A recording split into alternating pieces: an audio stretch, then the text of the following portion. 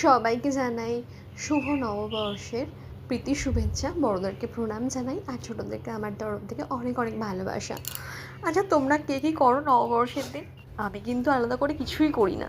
ওই এখন ফেসবুকের দৌলতে এখন একটু এরোর দেখে দেখে, সত্যি কথা বলতে আসলে কখনো জানতামই না যে নববর্ষের দিন নতুন জামা কাপড় পরতে হয়, মন্দিরে পুজো দিতে যেতে হয়, তারপর ঘর পরিষ্কার করতে, এগুলো আমি সত্যি সত্যি জানতাম না।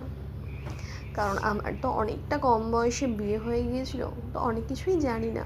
আর আমার মনে হয় প্রত্যেকটা জিনিস না শেখার দরকার, জানো তো। যাই হোক, এখন অনেক কিছুই জানি, সবটা জানি সেটা বলবো না। তাই সকাল সকাল ঘুম থেকে উঠে একটা মা চাদর দিয়েছিল, নতুন বেড শিট আর কি, বেড কভার না, বেডশিট। তো এটাই পেতে নিয়েছিলাম। আর এগুলো আমার বিয়েতে পাওয়া, তো এই বালিশের কভারগুলো আমি পরিয়ে নিচ্ছিলাম, মানে ওই ঘরটা একটু পরিষ্কার পরিচ্ছন্ন রাখা, এই আর কি। তো তারপর তোমার হচ্ছে যে সোফার কভারগুলো চেঞ্জ করলাম, কুশনের কভারগুলো চেঞ্জ করলাম, আর বালিশের কভারগুলো চেঞ্জ করে নিলাম। ঘরটার পরিষ্কার করে নিলাম ভালো করে।